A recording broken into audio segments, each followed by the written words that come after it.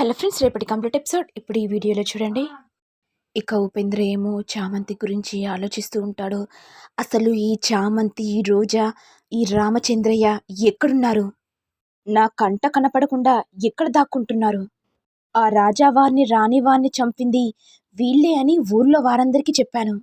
కానీ ఆ చామంతి వాళ్ళు భయంతో ఈ ఊర్నే వదిలిపెట్టి వెళ్ళిపోయారు. రోజా, చామంతి, మీరెక్కడున్నా వదిలిపెట్టను. నాకు తెలుసు మీరెక్కడున్నారో. ఆ రౌడీలు మిమ్మల్ని హైదరాబాద్‌లో చూసారంట కదా! అక్కడనే నేను ఎంక్వైరీ చేస్తాను. మిమ్మల్ని పట్టుకొని పోలీసులకి అప్పచెప్తేనే ఈ కేస్ సాల్వ్ అవుతుంది. ఇక ఈ ఇంటికి నేనే వారసుడవుతాను అనుకుంటూ ఉపేంద్ర నవ్వుతూ ఉండగా ఇంతలో రమాదేవి ఫోన్ చేసి, హలో ఉపేంద్ర, నీకొక పని పడింది. తొందరగా మా ఇంటికి రా. ఏంటి మేడం, ఏం పని? అంటే చెప్తే గాని చెయ్యవా? అంటే నువ్వే నాకు సమాధానం ఇస్తున్నావా? లేదు మేడం, ఇప్పుడే వస్తున్నాను మేడం బయలుదేరి. ఇక రమాదేవి నవ్వుతూ, రోజా, ఈ రోజే నీ చాప్టర్ క్లోజ్ అవబోతుంది. ఎందుకో తెలుసా? నువ్వు నా కంటికి కనపడితేనే చాలు ఒళ్ళంతా కంపరంగా ఉంది. అలాంటిది నిన్ను లేకుండా చేసేస్తే? అందుకే ఉపేంద్రకి ఫోన్ చేసి చెప్పాను నిన్ను స్వర్గానికి పంపించమని. పాపం రోజా, నేను ఎన్ని ప్లాన్లు చేసినా సరే విఫలమవుతున్నాయి. అందుకే ఇక నిన్ను డైరెక్ట్ పైకి పంపిస్తే నా ప్రాబ్లం కూడా సాల్వ్ అవుతుంది. ఇక అరుణ్ దీక్షని పెళ్లి చేసుకుంటాడు. ఇక నాకు కూడా ఏ టెన్షన్ అంటూ ఉండదు అనుకుంటూ రమాదేవి నవ్వుతుంటే ఇంతలో రోజా వచ్చి, ఏంటత్తయ్య, ఎందుకలా నవ్వుతున్నారు? ఏం లేదమ్మా కూడలా, నీ గురించే ఆలోచిస్తున్నాను. పాపం ఫస్ట్ నైట్ కూడా మీరు జరుపుకోలేదు. ఇంకా 6 నెలలు ఆగాలి. దాని గురించి టెన్షన్ పడుతున్నానమ్మా. పర్లేదత్తయ్య, మీరు మా గురించి ఆలోచిస్తున్నారు కదా! మరి మా గురించి ఆలోచిస్తున్నప్పుడు వెయిట్ చేయాలి కదత్తయ్య. అవును రోజా, నువ్వు చెప్పేది కూడా నిజమే. అన్ని విషయాలను అర్థం చేసుకుంటున్నావు రోజా. నువ్వు చాలా బాగా నచ్చుతున్నావు. అప్పుడు రమాదేవి మనసులో, ఏయ్ రోజా, అసలు నువ్వు మాట్లాడుతుంటేనే ఒళ్ళు కంపరంగా ఉంది. అయినా ఇంకొద్దిసేపే కదా నువ్వు నాతో మాట్లాడేది. పాపం. రోజా, ఒక విషయం చెప్పు. నీకు నచ్చిన డిష్ ఏంటో చెప్పమ్మా. ఎందుకత్తయ్యా? చెప్పమ్మా రోజా, నాకు కూడా తెలియాలి కదా నీకు ఏ కర్రీ అంటే ఇష్టమో.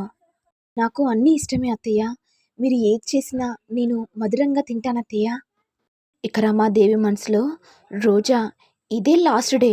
ఇక నువ్వు పైకి పోతావు. అందుకే నీకు నచ్చినవి పెడుతున్నాను. పాపం అనుకుంటూ రమాదేవి నవ్వుతుంది. ఇక ఇంతలో ఉపేంద్ర రావడంతో రమాదేవి ఉపేంద్ర దగ్గరికి వెళ్ళగానే రోజా చూసి టెన్షన్ పడిపోతుంది. వామ్మో, ఈ ఉపేంద్ర ఏంటి ఇక్కడికి వచ్చాడు?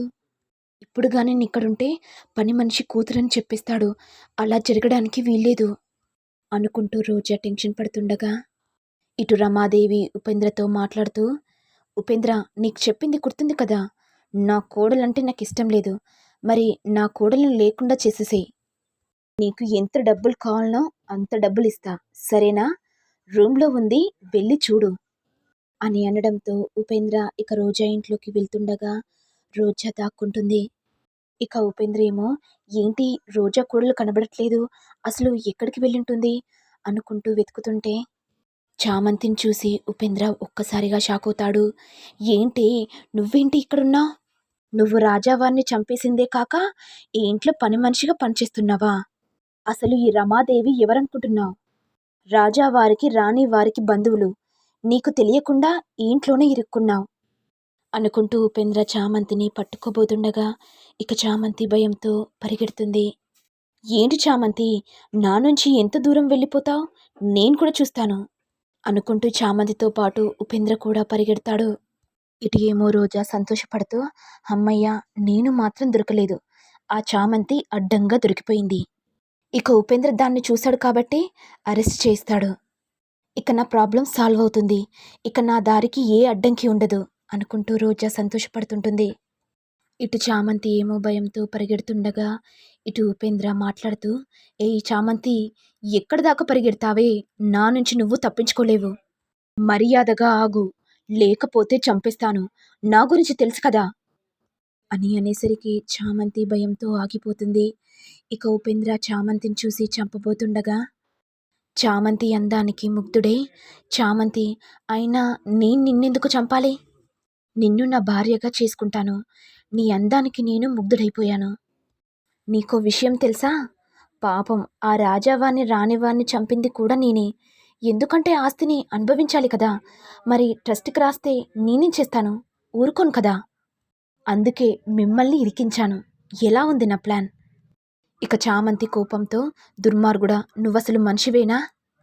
నువ్వొక అనాథవైతే దగ్గరికి చేర్చుకుంది. అలాంటి రాజావాన్నే మోసం చేస్తావా?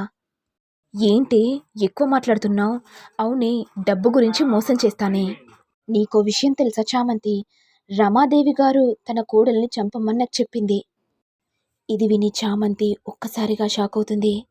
ఇక చామంతి టెన్షన్ పడుతూ ఏడుస్తుంటే, ఏంటి చామంతి ఎందుకు ఏడుస్తున్నావు? అయినా నేను ఇంకా వాళ్ళ కోడల్ని చంపలేదు కదా! అసలు వాళ్ళ కోడలు ఎలా ఉంటదో కూడా నాకు తెలీదు. తన రూమ్‌లోకి వెళ్ళాను. తను ఇంక నాకు కనబడలేదు. ఏదో ఒక రోజు టైమొస్తే ఆ రమాదేవి మేడం గారి కోడల్ని కూడా చంపేస్తాను. ఇక నాకు డబ్బుల వర్షం వచ్చేస్తుంది. ఆ తర్వాత రమమ్మ గారు నన్ను బ్లాక్‌మెయిల్ చేస్తే, నీ వల్లనే నీ కోడల్ని చంపేశానని పోలీసులకు చెప్తాను. ఇక రమాదేవి అమ్మగారిని బ్లాక్‌మెయిల్ చేస్తే, ఇంకా డబ్బుల వర్షం కురిపిస్తుంది. అందుకే ఈ ఉపేంద్ర మౌనంగా ఉన్నాడు. ఎందుకో ఏమో తెలీదు చామంతి, నిన్ను పెళ్లి చేసుకోవాలనిపిస్తుంది. మరి నన్ను పెళ్లి చేసుకుంటావా? లేకపోతే చస్తావా? నీకే నిర్ణయాన్ని వదిలేస్తున్నాను.